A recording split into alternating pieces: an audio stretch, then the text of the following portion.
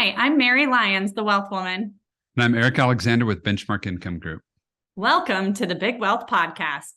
We are continuing part of our series on myths and reasons that people don't like life insurance. We're trying to give you the objective deep dive into the pros and cons of permanent insurance. Yeah, and I think it's been kind of fun just kind of walking through what I talked about on that last one was like some of the nuance behind it. Like there's some threads of truth in a lot of the myths, but one layer deeper, you kind of find out that there's a little more nuance, a little more going on behind the scenes than what it might seem. So let's jump into the first one, because I think this one's actually one of my favorites. This is one of the conversations that you and I have quite a bit, is this myth that whole life is a great asset class. So talk a little bit about that. Yeah, I think it depends on how you define asset class. Yeah, I definitely think that it does different things than other types of investments. And I think every different asset class is meant to do different things. So when you think about why you would buy commodities or why you would buy bonds or why you would buy equities, it's because you're looking for something specific when you think about the idea of diversification. And so and it could be real estate, it could be oil and gas royalties, business. it could be permanent life insurance coverage. It's definitely, it is an asset class. So I don't know why we would label it anything different than that. Right. Yeah, but I think it's that point that each asset class does something different. And you buy different asset classes for different purposes. I buy bonds because I want some sort of slow and steady and up and to the right with hopefully a little bit of volatility, although for 22 that didn't quite work out right. But we buy real estate because we might want cash flow, but we're subject to interest rate risk. And so every asset class has its pros and cons, and it's not the either or, it's the and. Well, and I think this is interesting because the way I've heard this presented when people say whole life is not a great asset class is that sometimes I guess the argument is that this is what insurance people will say if they can't convince you it's a good investment. And I find that to be really interesting because, and I don't think this is just an opinion from a regulatory standpoint, this is true. Whole life insurance is not an investment. And anyone who says that it is sorely mistaken, because an investment, while it has, huge upside potential, also has the potential for loss. And with a whole life policy, your cash value is guaranteed and can only ever go up. So there are definitely costs associated with the acquisition of the whole life insurance. And I don't want to minimize that, but it is an asset class because it does behave differently than your investments. And so I think some of the argument here is that sometimes insurance people will say, oh, well, you can put some money here and it will replace the bond portion of your portfolio. And I actually happen to agree with that as a statement. And it's not to say that it's going to perform identically to bonds, but we have an entire podcast episode that allows you to look at what you're doing on the whole life portion of this almost as a super bond or a bond replacement, so that you don't have something that performs in some ways similar to a bond and then duplicate it by also having additional bonds in your portfolio. So it's really about just making sure that you understand the weighting of all of this. But I do think that some of this argument of, is this a great asset class, has to do with, are you thinking about things just in terms of accumulation rate and only how fast is my money growing? Or are you looking at a long-term strategy that is meant to help you increase what you get to spend during your lifetime and preserve the other assets that you have? And so again, I think the context here is what's really important. And I guess some arguments against it would be like the cost of the insurance versus if you just put money straight into a bond portfolio. But I would say that the counter argument to that would be that over time, you're going to see similar performance and you have the guarantees in the policy that you don't have in a bond portfolio. Right.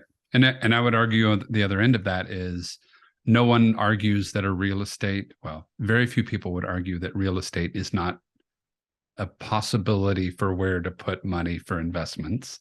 But I would argue that if you're buying real estate, it has a fairly heavy upfront cost. And so the cost of investment has very little to do with whether it is a good place to go put money. And again, we're using sort of investment sort of interchangeably here, but so let's work through the next one. And an asset class does not have to be an investment. A savings account or a savings vehicle is an asset class. Yeah, CDs. So how do you define a great asset class? Is it rate of return? Is it stability? Right? I don't think anyone would argue that you should eliminate bonds from your portfolio altogether. Well, someone probably does. Most people wouldn't. So I think really just, again, like to your point, Eric, understanding that it's really about how does this play in with the bigger picture is the important part. Yeah. And I find that most asset classes are not good or bad. It's more a matter of what are you trying to accomplish? And does this actually do that? And is it the right time for you to acquire it? Right. Well, and that goes right into one of the other conversations. One of the other myths that we hear a lot is after tax, whole life returns are actually better than bond returns. And I would argue on that one, again, this idea of the nuances, there may be some nuggets of truth sort of weaved into that. But then the very next statement out of the other end of my mouth is, well, it depends. If you look at high yield bonds, I'm trying to remember what the high yield bond rate was in 2009, but high yields typically mimic and kind of follow. There's a trajectory that it mimics equities in the market. And so as equities are taking off, high yield bonds typically take off. And so you could see high yield bond returns in the double digits or more. And so after tax, whole life is better returns than bonds, maybe. Depends on the interest rate environment. And what bond and what level of risk are you willing to take? If it's AAA bonds versus junk bonds, and if we're buying Greece debt versus British debt, I mean, it's such a blank. That's the problem I have with all these myths, is that it's like, well, it could be true, but it doesn't always necessarily mean that it is true. And so I think some of that nuance is helpful. I think you just hit on something that's really key there, Eric. And I think it's great that you said that, because I think it's worth kind of underlining and underscoring here, is that anytime that an argument is reduced to black and white, yes, you should always, no, you should never. Yes, this is good. No, this is bad. Those types of judgment statements remove all objectivity, and they also remove context. So I think you have to keep that in mind, because there is no one size fits all solution. And even, and that's even true with what we see. There are times that certain things don't make sense, right? I mean, insurance doesn't make sense if you're uninsurable, or if the cost of the insurance is so high that it negates the potential benefits of income creation. There are so many different times where you look at it and you say, okay, this can't be about a product sale. And I think one of the arguments, like one of the reasons that all of these things keep coming up, why people have these objections, is because there's remarkably low barrier to entry on the insurance side of financial services. And I say that because the test is pass fail. And I took the test when I was 21 after a 2-day crash course, and passed with a score that was somewhere in the mid 90s. So, after you have the license, people are like, okay, go forth, sell some policies. And the fact of the matter is, I was not qualified to do any of that at that point, even though I had the license. And so the turnover on the insurance side of the business is roughly 90% over a 3 or 4 year time period. And so I think frequently the people who are selling insurance are undereducated and don't have the experience or the technical knowledge to really explain or understand how things fit into the broader financial picture. And so I think knowing that, it is very easy to see why an investment advisor might turn their nose up at anything regarding insurance, because their experience has been not particularly fabulous with the people they've met in the insurance industry. And I would actually argue that the same thing is true in all of the financial services industry, that even on the investment side, people are generally not very well versed from a technical perspective on any of the actuarial data on insurance at all. They don't understand how it works. They don't understand why the fees are what they are. And they come in sometimes with preconceived notions about the tool that have nothing to do with how a policy is actually being used and or structured. So I think that the most important thing here is just to remember anytime someone is talking in absolutes, there's a problem, because there are pros and cons and places that things fit. And I'm going to go back to kind of a golf club analogy. If you think of investments like a driver, whole life insurance as a putter. You know, if you get to the green with no putter, it's going to be pretty hard to sink a putt. But if I'm hitting my putter off the tee, I'm going to be incredibly frustrated because I'm never going to get the same distance I would with my driver. Right. So if we understand that the investments in a portfolio are really the tools that are meant to create like big returns, the big splash, the sexy stuff, and we understand that the insurance is a complement meant to help you with distribution towards the end of your journey, they're not meant to do the same thing. And I think the understanding of context is probably the most important part. Yeah, well, and your golf analogy, I think, is really useful, because I think the other component of the industry and where it's broken a little bit is if I'm selling drivers, I get taught how to sell drivers by the guy selling the clubs. Right. Hey, here's how my driver works. Look at this blah, blah, blah degree, this blah, blah, blah swing and the bend and all the stuff. And let me tell you about how to sell this driver next to a putter, how to sell this driver next to a hybrid or next to an iron, right? It's all about the compare and contrast. And let me highlight all the points of where this is really good and where they're really bad, so you can sell a lot of these, right? And then that's the extent of your education, and then it's kind of whapping you on the rear end and go out and get some. And so I think the industry has sort of broken down a little bit like that. Is we get trained by the people selling the clubs, and we get taught how they work in relationship to everything else as a way to sell against it, not from a holistic standpoint of here's where it fits in the broader scheme. But you don't just need drivers, you need irons, you need putters, you need a good golf bag, you need to learn how to drive a cart. Like there's all sorts of components in there. You know when to play the club.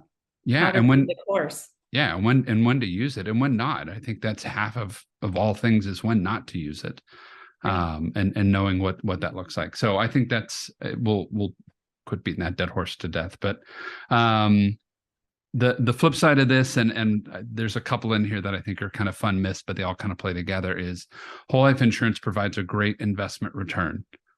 No, it's wrong. It's not an investment vehicle.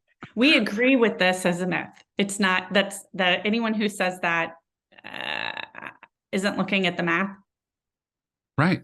If I am going after rate of return, almost any other tool is going to be better, because life insurance, I'm going to say it again, is not an investment. Right. It is a savings vehicle. Right. I'm not ever going to tell you having a savings account is bad. If you have a savings account at a bank, it's not bad. It's meant to do a very specific thing for you. You can get a better rate of return somewhere else. But I think this brings us back to a conversation that I feel like we have on the show very often, which is it's not either or, it's and. You should be investing in tools that are going to provide high rates of return for you, but you should also have money that is protected and that you aren't going to lose no matter what happens. And that's not coming from a place of fear. It's coming from a place of prudence, especially if having that tool and the guarantees associated with it change how you get to spend the rest of your assets. Right. Yeah. Everything has a job. Right. Yeah. So what was the other one that I always find great? And I think this one actually may be true. Insurance companies are great investors. I'm okay with that one. And from a standpoint of, they're taking. What makes a great investor? I think we have to define that. That's a fair point. So the insurance companies are great investors. And where I think this is probably, like, I don't have a whole lot of problems with this myth, is they take premium money as people pay their premiums. They're putting it into the account to go invest it and grow it. And their mission is to have how much in reserves, dollar for dollar in reserves.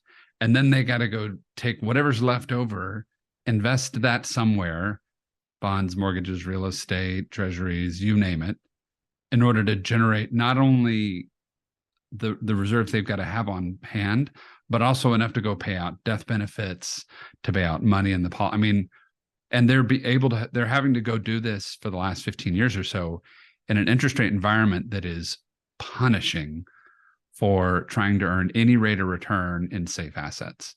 So the fact that they've been able to like stay in business for the last 15 years, I'm going to put that on the win column as they're doing a good job. I think if you are defining like a great investor as someone who gets really high rates of return consistently, no, then the answer is no, right? Right. So I'm gonna take the other side of this, I think, from where you are right now. It's not like insurance companies are outperforming Warren Buffett. So but that's also not their job. Like that's not your their point, right? Exactly. It goes back to context and purpose. This money is meant to be there when someone dies, because ultimately, even if you are using an insurance policy to increase the income that you get to spend during your lifetime, ultimately the tool itself was created to give you a permanent death benefit.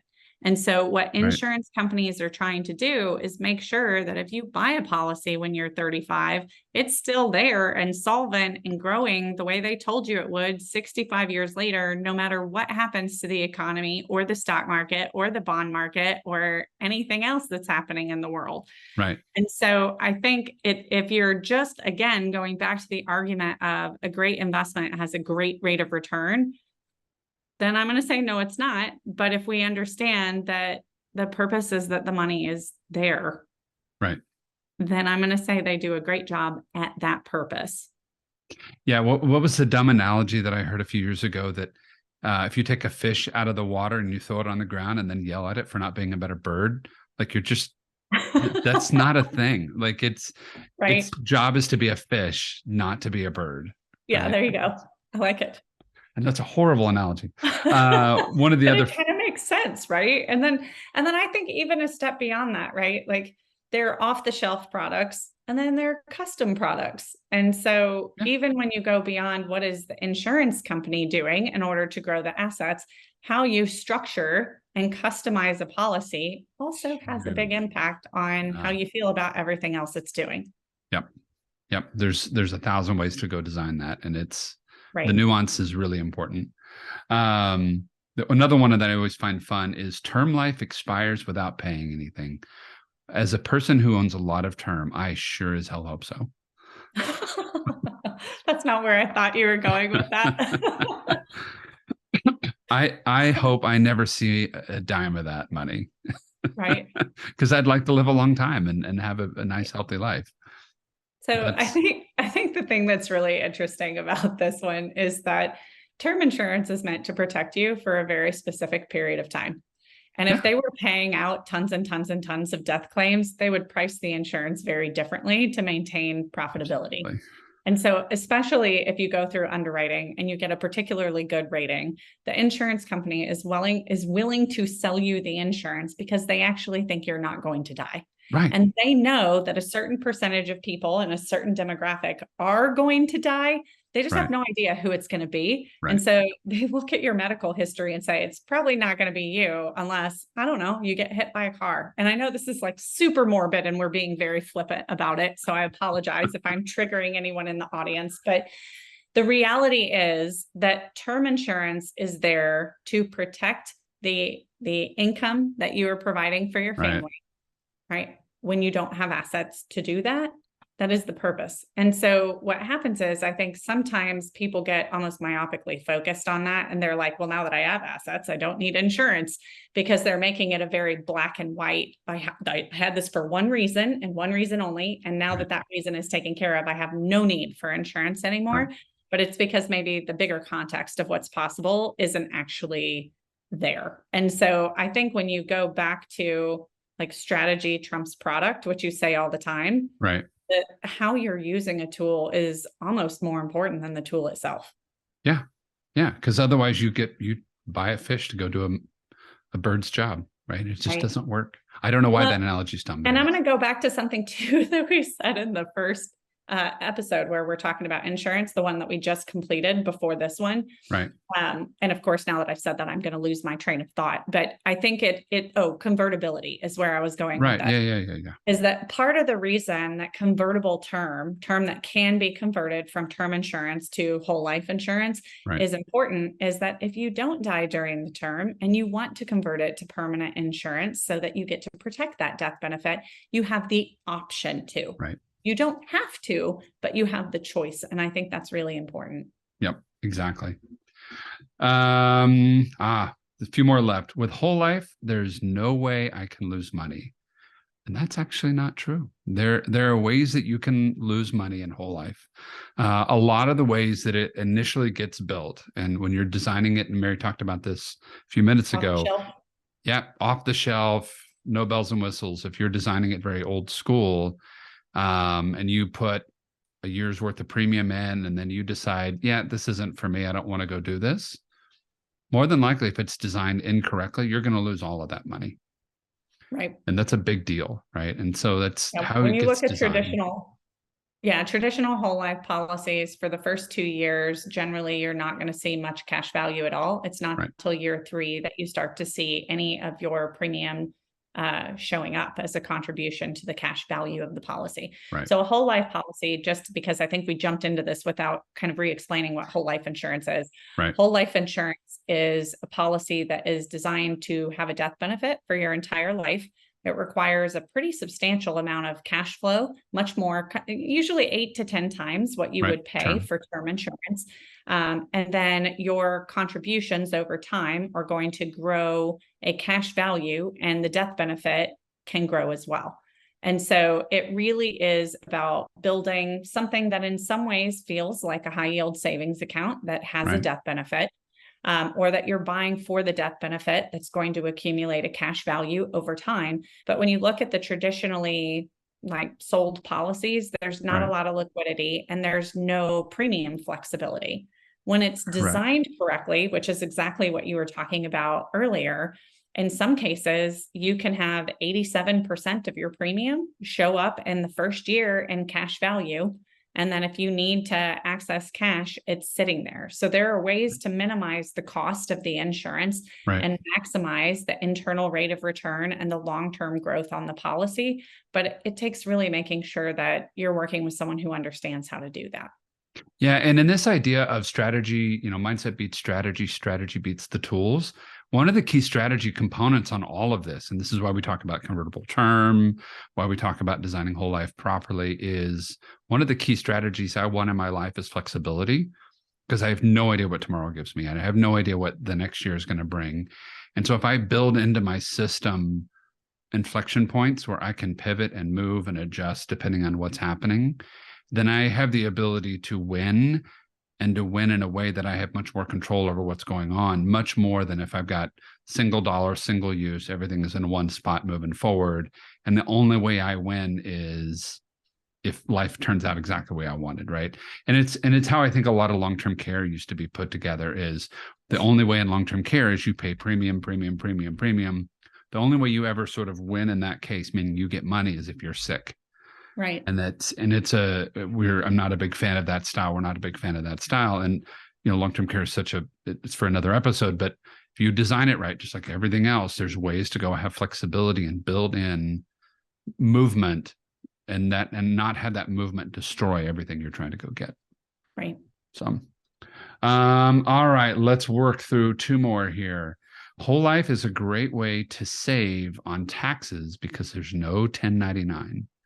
There's a thread here that has some nice points to it, but there's some missing nuance that I think is worth diving into. Yeah, I want to talk about taxes for a minute here. I think there is you're like, wait, this is a different topic, Let's Mary. talk about taxes. Let's do this. No, I actually, this is something that I think about a lot because we talk to a lot of different people, and frequently what people are most interested in is tax strategy because they want to pay less to IRS, as opposed to looking at ways to maximize what they get to enjoy, right? They think if I lower the cost, I have more, as opposed to understanding that sometimes you may save in taxes, but it costs you the ability to grow. And I don't know about you, but I would rather have more income and pay more in taxes than have less income and pay less in taxes, because it's, I think you have to be careful with this as an argument, just in general. Yeah. Life insurance grows tax deferred, and you have tax-free access to your cash value while you are living, if you do it in the form of a loan. And so specifically, is it true that you don't receive a 1099 when you put your money into insurance? Yes, you do not receive a 1099 for the growth, because as long as the money is sitting inside the insurance policy, there's nothing to pay taxes on. Now, if you cancel the policy, the money you put into the policy is returned to you as a return of your own investment. Your That's principal. your basis. Right. Your principal, right? And so you get that back tax-free, but all of the growth is taxable at ordinary income tax if you cancel your policy. Now, if you were to borrow from the insurance company, all of your money stays on the compound growth curve, continuing to earn for you. You have use of the capital. And if you die with a loan outstanding, the insurance company just subtracts that from your death benefit. Right. From the death proceeds. When I think about different asset classes that give you long-term growth and access to the money without paying taxes, there are 3 asset classes that come like immediately to mind. And there are probably others, but I think the most obvious ones are real estate, because you can buy the real estate, you can hold on to it. You can do a 1031 exchange into another property if you want to get out of one property and move to the next without paying taxes. You can do a cash out loan while you own the property, and then you can spend equity that you've built up without paying the taxes. And then eventually, when you graduate from the planet, your heirs get a step up in basis. So if they sell the property later, they aren't going to pay the income taxes on their new basis amount. And so that would be one. The Roth IRA would be the other, right? Both of those are investments. Life insurance is not an investment. It is a savings vehicle, but you have a similar ability, different, but similar in a lot of ways, and that you have the ability to access the cash that has built up in the policy without paying taxes if you structure it correctly. And then the death benefit goes income tax free to your heirs. So it's kind of what you're talking about. There are some threads in there that are absolutely true, but I feel like the way that that particular statement is worded is a little bit misleading. Yeah. Well, because it's another one of those blanket statements, and right underneath the blanket statement is, well, it depends. It's possible, but it depends. Right. So the last one, whole life insurance is the perfect investment and a great place for your defined benefit or cash balance plan. So I'm going to stop it right at the beginning. Whole life is the perfect investment. I think we've beaten that horse to death. Not an investment.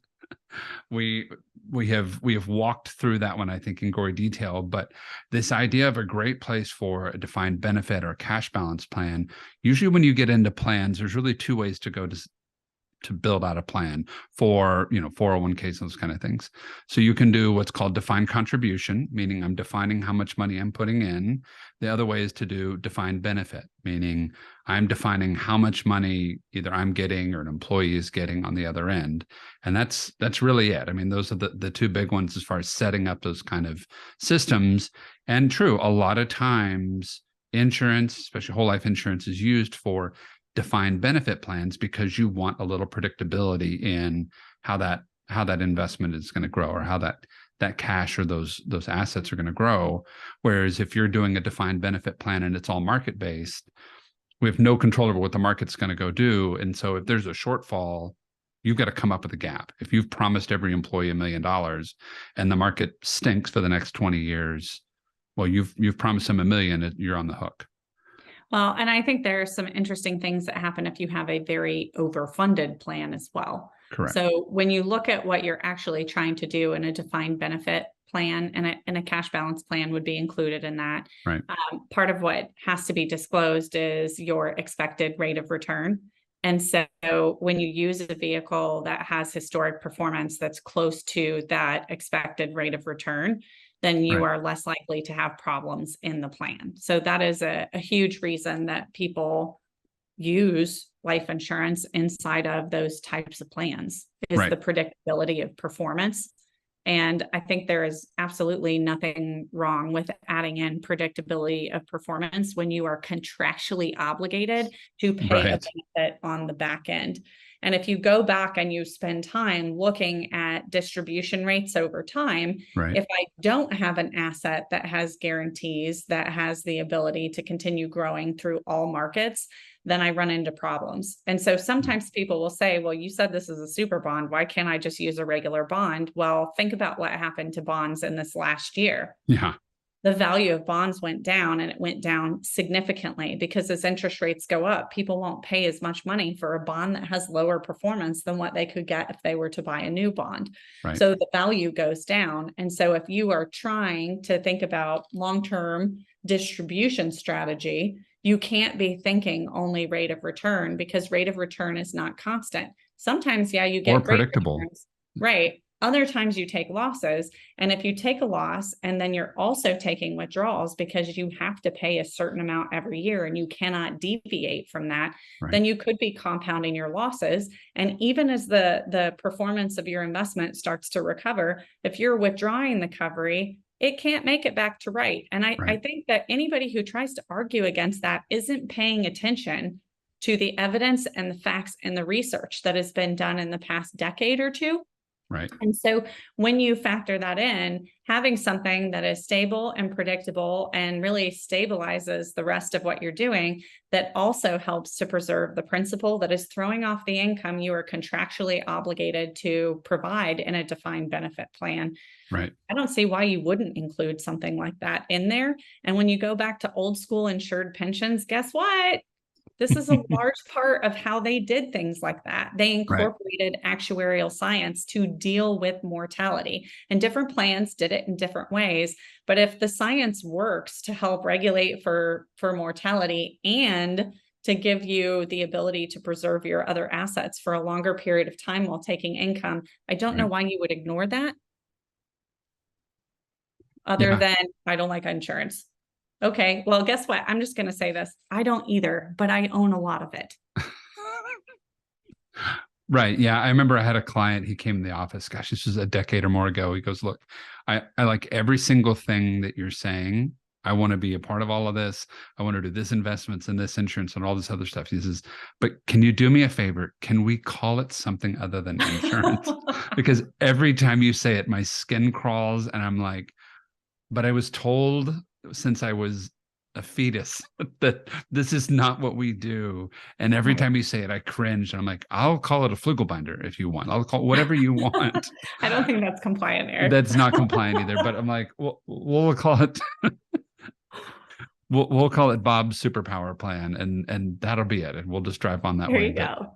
Well, and I think that's so key too. I mean, what you just said is all about recognizing that there are times where we become emotionally triggered in a way that prevents us from making logical choices. Yes. Right. And the ability to catch yourself in those moments and ask yourself, is this a rational response? I think is very important, because when we have emotional responses that are driven by fear, maybe of making a wrong choice or looking stupid or losing money or being taken advantage of, whatever it is, we close ourselves off to possibilities. And I'm not saying ignore when you're like, ooh, something feels weird, because listen to your gut. You got to trust those moments and dig in deeper and do the research. Right. But I think recognizing what's causing the response, is it that I think the person is shady, or is it that I'm responding to a word that's being used, or the way something is being presented? I think being able to acknowledge those things actually goes just as far as, understanding the technical aspects. Because if money was really just understanding the technical parts of this, all the mathematicians in the world would be the wealthiest people. And yet that's not usually the case. It's not how it works. Yeah. There's human behavior, there's mindset, there's all these other things that come into play even beyond this. And I think a lot of, when people write these top 10 reasons you shouldn't do something kind of articles, it's meant to trigger that type of fear of making mistakes, right? When we oversimplify things, we lose the beauty of the nuance. And you keep talking about the answers are more nuanced. It's in the nuance that we find different solutions, the creativity to what can be done. And I think when you're looking for, okay, maybe I don't like this the way it's traditionally structured, but if I do it this way, I get a different result. Don't just say all X is good or all X is bad, because that's almost never the case. Yeah, it's like saying I hate cars because I drove a Yugo once. It's like, well, there's a couple of different versions of those things out there. That Yugo may not be the most representative of what cars. Or driving a Ferrari and then saying all cars are, fast or amazing or whatever, right? Yeah, and that's actually a great point. And then we'll quit beating this horse to death again. But my SUV does a very different job than my Maserati. I don't own a Maserati, by the way. When did you get a Maserati, Eric? This is new. Actually, I don't really want one, but yeah, but they're meant to do different jobs, right? And that's why I have both. It's because some days I need to go fast, some days I need to crawl over a car in my SUV. I mean, every job has a different requirement. Sometimes you just want to go mudding in West Texas. It's fine. I'm telling you. I mean, there's you need certain tools for certain jobs. All right, where can they find you, Mary? You can find me at The Wealth Woman wherever you use social media. All right, Mayor, you can do this. You can find do it, me. Eric. Do it. Where can you find you? You can find me at Economics with Eric, wherever you social media. Thanks for joining us. We'll see you next time. Bye.